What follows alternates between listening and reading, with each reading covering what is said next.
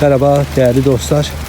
Şu anda artık sonbahardayız ve dut ağacı yapraklarını dökmeye başlıyor. Ama taze körpe yapraklarını bulup kış için bunu kullanabiliriz. Dut yaprağı arkadaşlar özellikle kronik geçmesi zor olan öksürük için çok etkili. Şimdi bu bitkinin hasar görmemiş, bakın şurada kurumaya yüz tutmuş olan yaprak harici körpe yapraklarını taze şekilde topluyoruz. Topladıktan sonra bunu gölgeye koyup kurutuyoruz. Yağmurlu havadayız şu anda. Ve kuruduktan sonra da 3-4 yaprağı bir bardak suda kaynatıyoruz.